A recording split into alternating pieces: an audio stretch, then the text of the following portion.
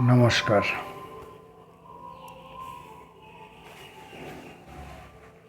আজ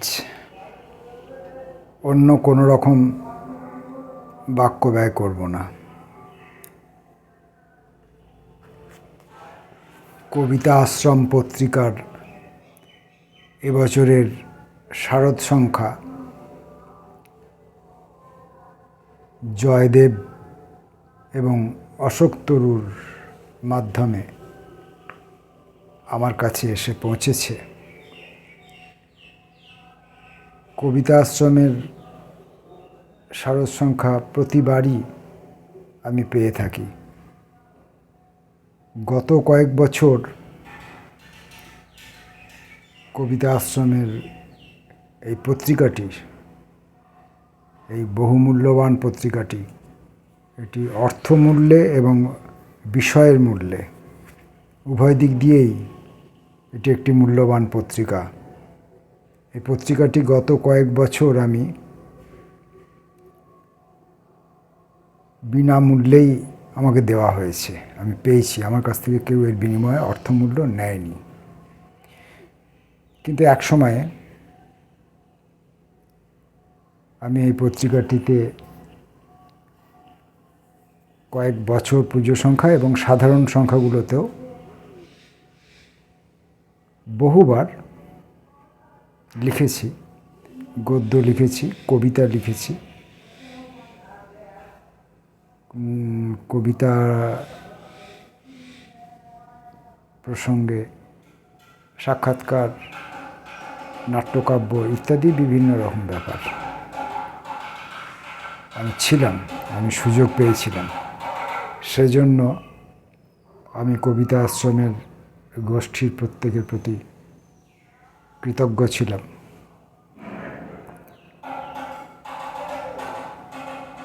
এখন এই যে কয়েক বছর ধরে আমি পত্রিকাটি বিনা অর্থমূল্যে পাচ্ছি, অথচ যখন আমি আর কবিতা আশ্রমের নিয়মিত লেখক নই,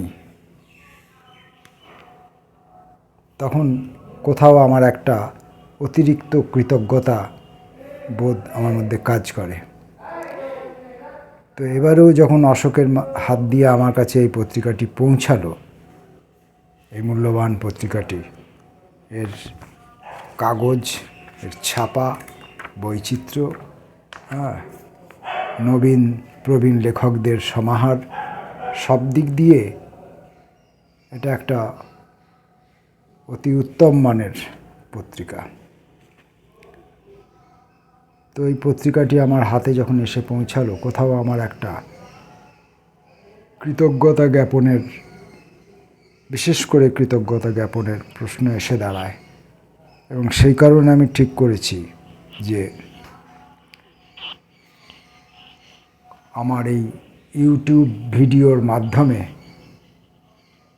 এখান থেকে কিছু কবিতা, বিশেষ করে কবিতাই পাঠ করে, গদ্য পাঠ ধৈর্য ধরে কেউ এতক্ষণ পড়া যাবে না এবং এতক্ষণ ধরে কেউ এটা শুনবেনও না।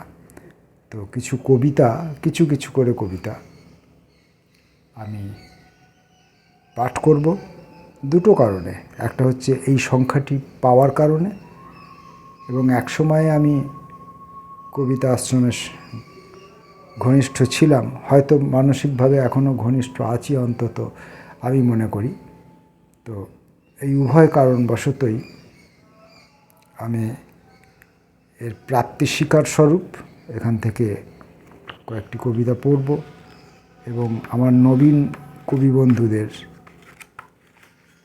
কবিতা, প্রথমেই যেগুলো একগুচ্ছ নবীন বাংলা কবিতা বলে ছাপা হয়েছে, সেই নবীন বাংলা কবিতা থেকে আমি কোনো রকম পক্ষপাতিত্ব না করে প্রত্যেক কবির থেকে একটি করে, কোনো রকম বাছাবাছি বা পক্ষপাতিত্ব না করে প্রত্যেক কবির থেকে আমি একটি করে কবিতা আজকে পাঠ করব। দেখি কটি কবিতা আমি পাঠ করে উঠতে পারি।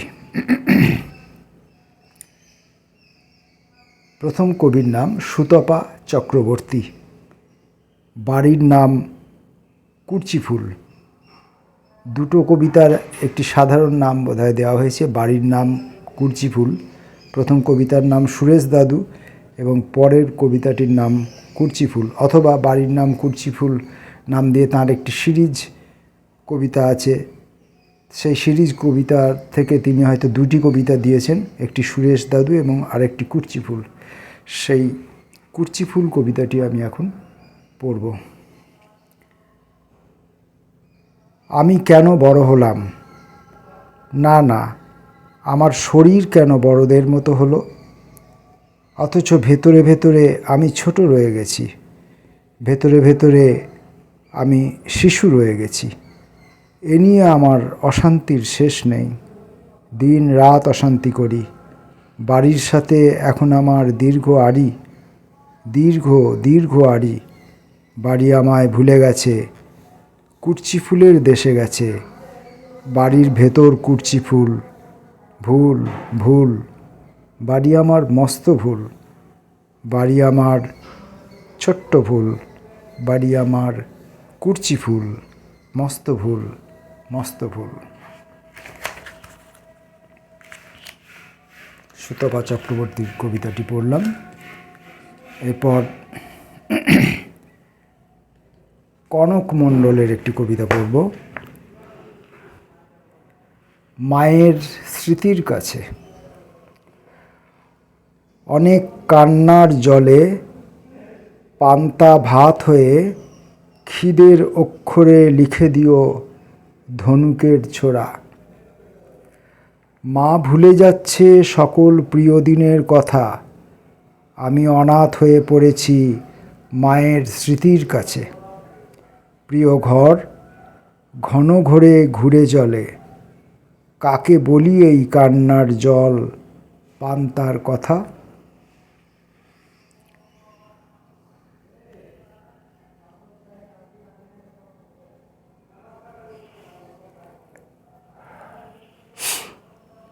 শীর্ষা, শুধু শীর্ষা আছে। শীর্ষা কোন একজন নবীন কবি, তার দুটো কবিতা এখানে ছাপা হয়েছে। আমি প্রথম কবিতাটি পড়ছি, 1-2 নাম দেওয়া আছে, এভাবেই তার নাম আছে।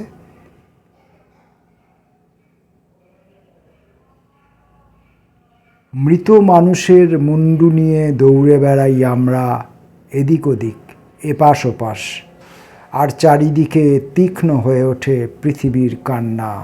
কেউ যেন সমস্ত গরল বের করে আনছে পৃথিবীর তল পেট থেকে। বাসুকির মতো তার লম্বা শীতল শরীর হিস হিস করছে, চোখ রাঙাচ্ছে গাছ পাখি আকাশ বাতাস মাটিকে। চারিদিকে ত্রাহি ত্রাহি ঘণ্টার ধ্বনি, হাউ হাউ শঙ্খধ্বনি। মৃত মানুষের মুন্ডু নিয়ে ফুটবল খেলছে, খেলেই চলেছে আর এক মৃত মানুষের দল, ওর পায়ে ও এর পায়ে। গর্ভবতী বেড়ালের তীক্ষ্ণ কান্না হয়ে বেদনার বীজ ছড়িয়ে পড়ছে আনাচে কানাচে, যার সর্বত্র মানুষ, শুধু মানুষেরই দল। হিংস্র মানুষের দল, পাথর মানুষের দল, মৃত মানুষের দল, অনুভূতিহীন মানুষের দল গোরস্থানে বদলে দিচ্ছে পৃথিবীকে। পৃথিবী গোরস্থান হয়ে যাচ্ছে। ভাস্কর সুতার, তার একটি কবিতা পড়ছি, ভিতরে যে পুড়ছে। ভেতরে যে পুড়ছে অনেক দিন আলাপ নেই তার সঙ্গে। ভেতরে যে পুড়ছে অনেক দিন আলাপ নেই তার সঙ্গে। মুখোমুখি দাঁড়াবার মতো জল এখনো পাইনি, তবে হাঁটছি ঝরে যাওয়া শালপাতার বাগান দিয়ে। সামনে চন্দ্রবোড়া, পিছনে আগুন, অনেক দিন আলাপ নেই তার সঙ্গে। তবুও হাঁটছি মুখোমুখি দাঁড়াবার। মাংস শরীরের বজ্রবিদ্যুৎ খেলে যায়, রক্তের গন্ধ ডান পায়ের বৃদ্ধাঙ্গুলি বরাবর। বেশ বুঝছি এ শরীর নেশাগ্রস্ত, ভিতরে পুড়ছে ছাই পর্যন্ত। উত্তরের হাওয়ায় টের পাবে।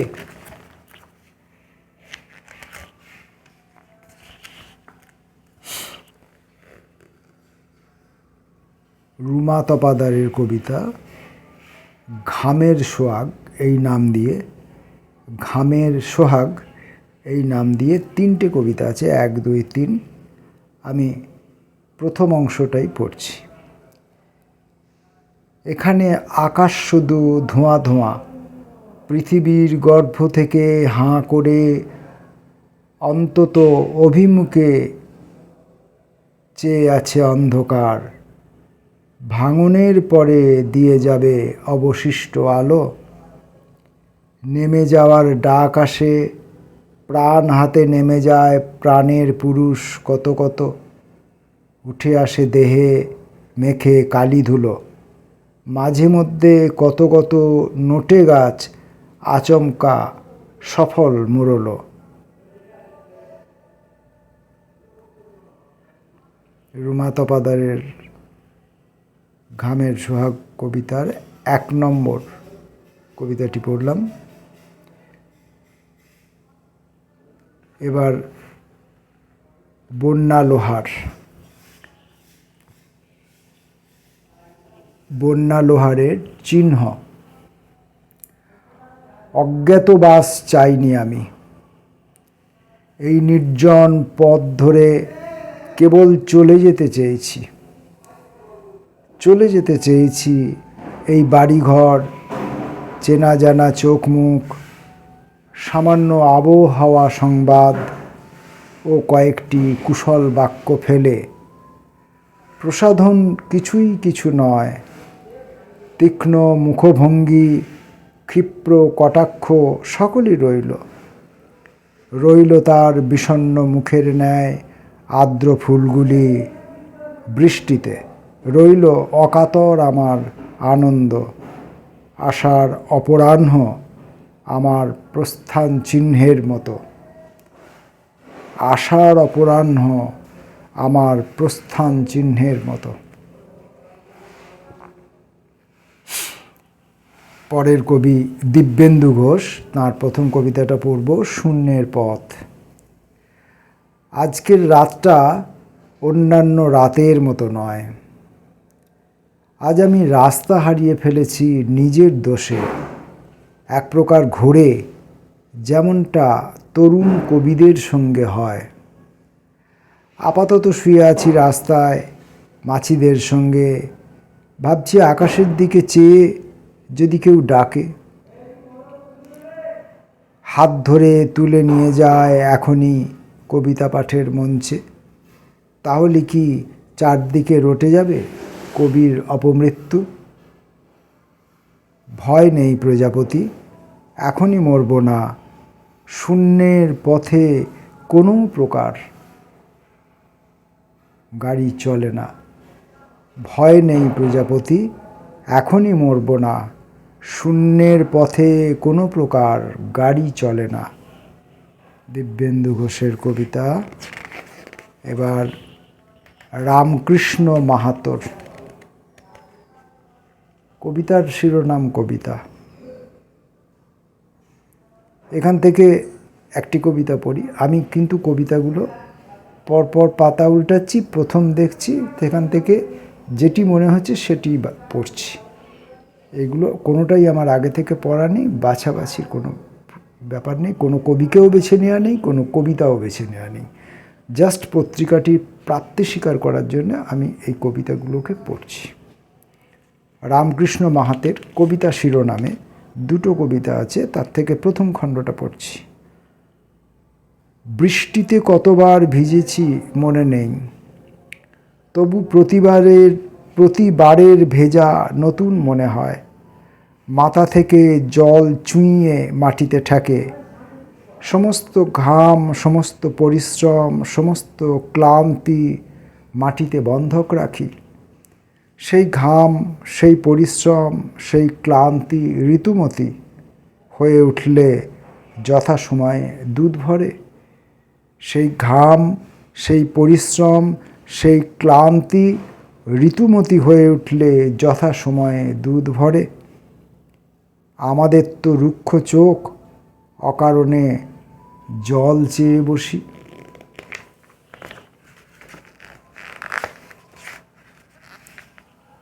অভিরূপ মুখোপাধ্যায়।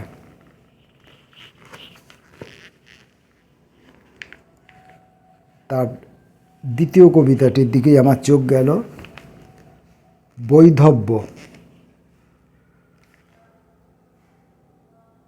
পুরুষও বিধবা হয়, প্রেমকে পুড়িয়ে এসে রাত্রিবেলা স্নানে নেমে দেখে তারপর আকাশ প্রস্তুত করছে তারই জন্য মেঘে মেঘে মেঘে চাঁদরূপী থানের কাপড়।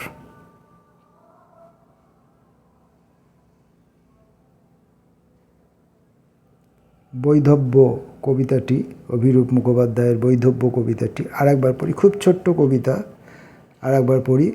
পুরুষও বিধবা হয়, প্রেমকে পুড়িয়ে এসে রাত্রিবেলা স্নানে নেমে দেখে তারপর আকাশ প্রস্তুত করছে তারই জন্য মেঘে মেঘে মেঘে চাঁদরূপী থানের কাপড়।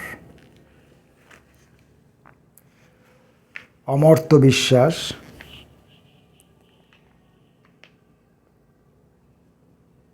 থালা। রাতের বেলা যখন খেতে বসি, পাতের উপর নজর রাখে ভুলু। দুধ খায় না, মাছ ছোঁয় না, নজর রাখে খালি। হাঁড়ির সঙ্গে গভীর যোগাযোগে যেভাবে মা হয়ে যেতেন থালা। আমি উঠতাম রেগে, খাওয়ার সময় এত কথা কেন?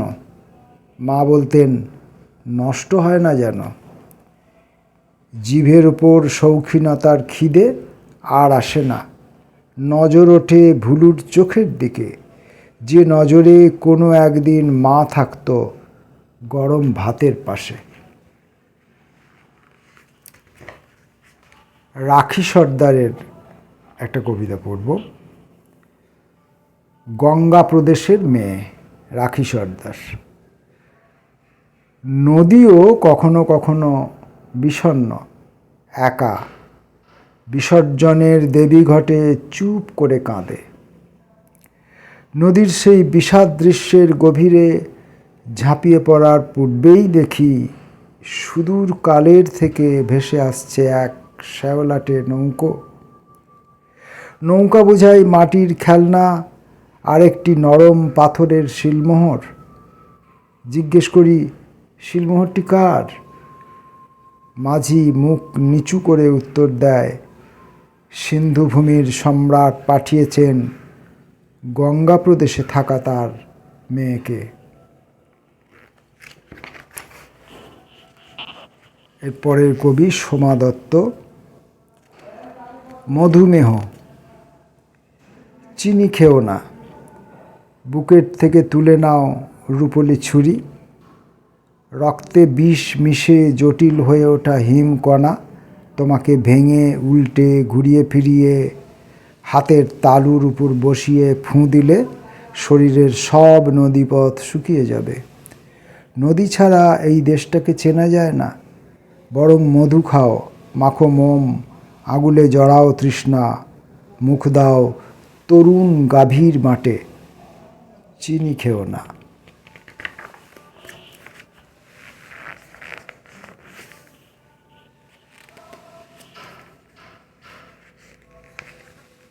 ঋতব্রত মিত্রের কবিতা অখণ্ডের ঘরে।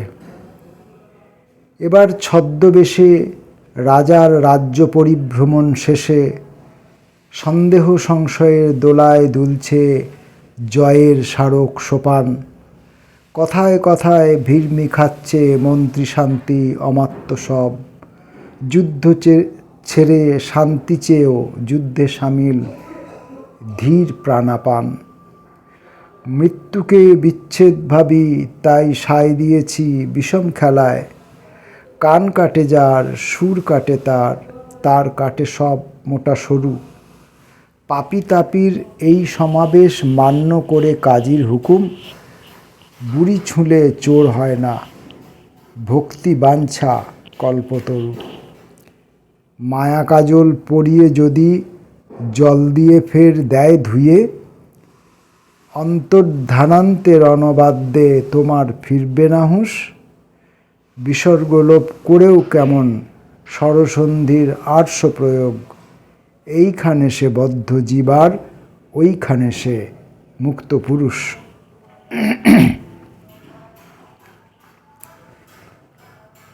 মনোনীতা চক্রবর্তী। কাপলেট, কবিতার নাম কাপলেট। 2 কাপ চায়ে 2টি পংক্তি অতল লিখে ভেসে যায়। 2 কাপ চায়ে 2টি পংক্তি অতল লিখে ভেসে যায়। ভেসে যায় অনর্গল স্রোত কেটে, একসময় তারা ডুবে যায়। ঝাড়বাতি আর ঘুঙুর সেরে নেয় দৃষ্টি বিনিময়, নিরাময় লিখতে তারা দুজন হাত রাখে হাতে। 2টি পংক্তি ঝাড়বাতি ও ঘুঙুর জলস্তম্ভ পেরিয়ে হারিয়ে যায় এবং হারিয়ে যায়। জোড়া রাজহাঁসের ডানায় সুর ছড়িয়ে কে যেন নিখোঁজ হয়। কেবল আতর ভরা মহফিল জুড়ে বেজে যায় সাদা ডানার গান, চারপাশে বাসি মানুষের ধারালো গন্ধ।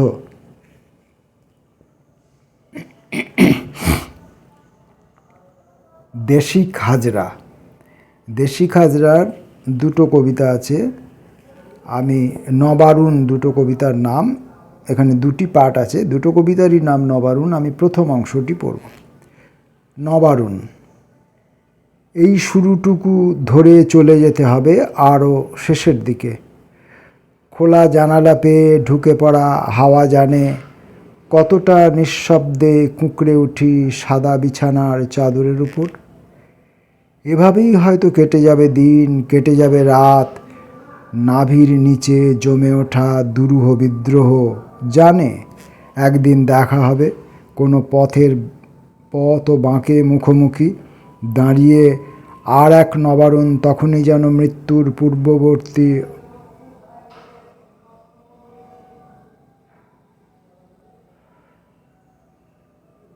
এখানে পড়তে গিয়ে একটু ছন্দপতন হলো। আমি কবিতাটা আবার শুরু থেকে পড়ছি। নবারুণ। এই শুরুটুকু ধরে চলে যেতে হবে আরও শেষের দিকে। খোলা জানালা পেয়ে ঢুকে পড়া হাওয়া জানে কতটা নিঃশব্দে কুঁকড়ে উঠি সাদা বিছানার চাদরের ওপর। এভাবেই হয়তো কেটে যাবে দিন, কেটে যাবে রাত। নাভির নিচে জমে ওঠা দুরূহ বিদ্রোহ জানে একদিন দেখা হবে কোনো পথ ও বাঁকে মুখোমুখি দাঁড়িয়ে আর এক নবারুণ তখনই যেন মৃত্যুর পূর্ববর্তী অস্থিরতা, তখনই যেন তুমি আর আমি নিশ্চুপ সন্ধ্যালতা স্থির ছায়ায় ফেলে রাখি আমরণ যুদ্ধের প্রমাণ। পারমিতা ভট্টাচার্যের কবিতা বৃষ্টি। 2 গোলার্ধের মাঝে ওত পেতে রয়েছে সময়। পৃথিবী সম্মত হলে প্রকৃতির খিদে দূর হয়। এরপর যথারীতি গোধূলির এক পাশে ছায়া আর অন্য পাশে আলো। তাহলে কি দাঁড়ালো? এতক্ষণ অপেক্ষার পর যে যার বাড়ির পথে একবারও তাকাবে না ফিরে। তাকিও না, ওই পাশে যেতে যেতে বুঝে যাব ঠিক কখন বৃষ্টি এলো ধীরে।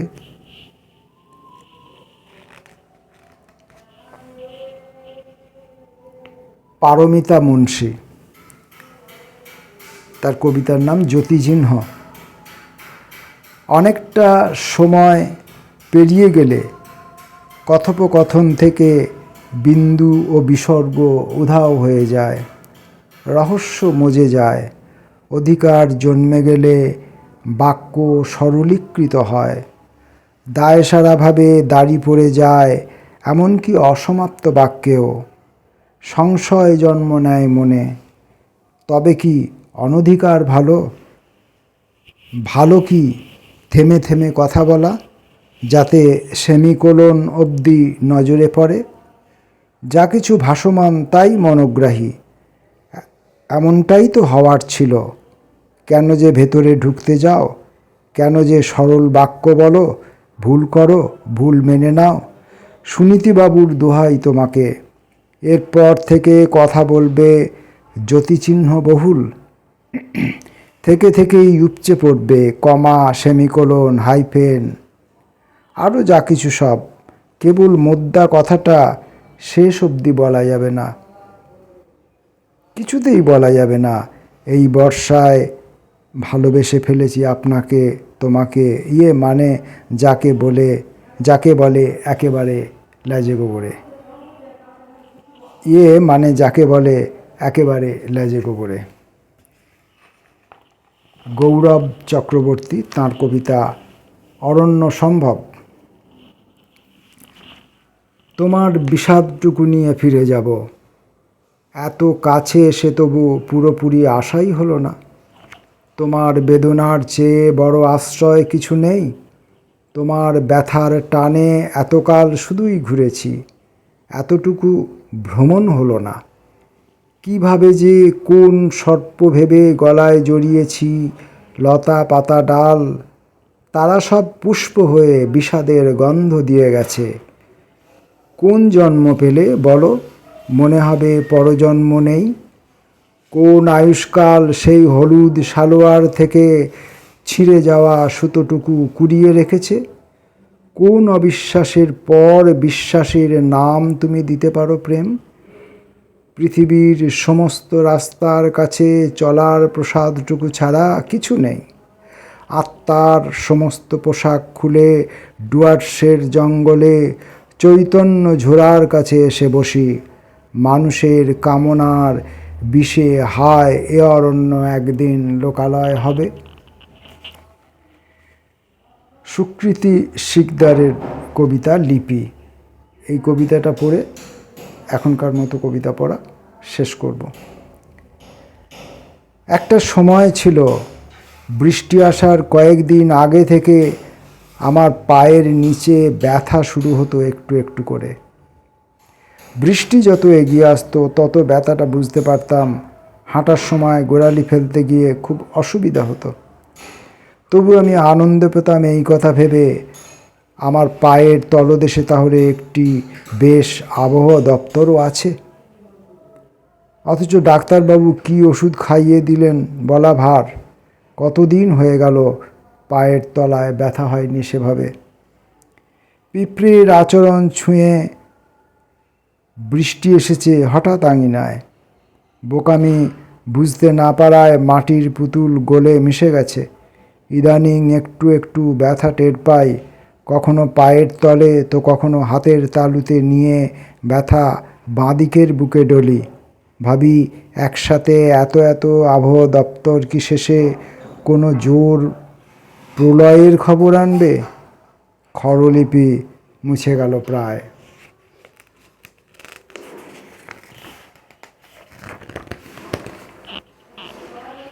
সুকৃতিকে দিয়ে আজকের এই নবীন কবিদের কবিতার যে আরও অনেক নবীন কবির কবিতা এখানে আছে, এদেরকে একেবারেই নবীন কবি বলা বোধহয় ঠিক হবে না। কারণ অবশ্য নবীন কবি এখানে কোথাও বলা নেই, নবীন বাংলা কবিতা বলা আছে। অর্থাৎ এরা যে কবিতাগুলি লিখেছেন, কোথাও গিয়ে কোনো অর্থে এই কবিতাগুলি হয়তো নবীন বাংলা কবিতা হয়েছে। অর্থাৎ বাংলা কবিতার হয়তো এক নতুন আবহ এদের হাত ধরে হয়তো শুরু হচ্ছে, এমনই হয়তো সম্পাদক মনে করেছেন। তাই নবীন বাংলা কবিতা এই শিরোনামে অনেকগুলো কবিতা চেপেছেন। আমি তার মধ্যে কয়েকটি মাত্র পড়লাম, পরে আবার পড়বার ইচ্ছে রইল। তো যে কবিতাগুলো পড়লাম একবারেই তো প্রথম পাঠেই পড়লাম এবং প্রথম পাঠেই ভিডিও করলাম, এবং কবিতাগুলো যখন আমি পড়ছি মুখে উচ্চারণ করছি, চোখে দেখা, মুখে উচ্চারণ করা এবং মস্তিষ্কে সেই শব্দগুলি পৌঁছানো, তারপর সেই শব্দগুলো বা বাক্যগুলো থেকে কিছু অনুভব করা। তার জন্য তো একটা সময়ের দরকার হয়। সেই জন্যে একটা কবিতা একটা দিনে একটির বেশি কবিতা পড়লে আমার মনে হয় সেই কবিতাটিকে সামগ্রিকভাবে নেওয়া হয়তো সম্ভব হয় না। একদিনে একটি কবিতাই যদি আমি পড়ি বারবার ঘুরে ফিরে, সকালে একবার, বিকেলে একবার, দুপুরে একবার, বারবার পড়ি। বারবার যদি তার বিভিন্ন রকমের অনুভূতি হয়, বিভিন্ন রকমের আবেদন পাই, তাহলে কবিতাটার অনেকটাই হয়তো ধরা যেতে পারে। একটা কবিতাকে কখনোই সম্পূর্ণরূপে ধরা যায় না। তো যাই হোক, এই এতগুলো কবিতা যে আমি পড়লাম, এই কবিতাগুলোকে ধরবার বা ছোবার কোনো চেষ্টা করে আমি কবিতাগুলো পড়িনি। আগেই বলেছি যে কবিতা আশ্রমের শারদীয় সংখ্যা আমি যেটা পেলাম হাতে, তা সম্পাদকের কাছে বা কবিতা আশ্রম গোষ্ঠীর কাছে, সকলের কাছে পত্রিকাটির প্রাপ্তি স্বীকার করার জন্য আমি এই কবিতাগুলি পড়লাম। এবং অবশ্যই এই কবিতাগুলো থেকে আমি কিছু শিখলাম বা কিছু শিখব। আমি যখন এগুলোকে আবার দ্বিতীয়বার, তৃতীয়বার, চতুর্থবার পড়ব, অবশ্যই কিছু শিখব। নবীন বাংলা কবিতা, অর্থাৎ আমাকেও তো নবীন বাংলা কবিতা লিখতে হবে, আমাকেও তো শিখতে হবে কবিতাকে নতুন কিভাবে লেখা যায়। তাই এদের সহযোগিতা আমাকে নিতেই হবে, এদের সাহায্য আমাকে নিতেই হবে। এই কথা বলে সকলকে ধন্যবাদ জানিয়ে, নমস্কার জানিয়ে আজকের মতো কবিতা পাঠ পর্ব শেষ করলাম। নমস্কার।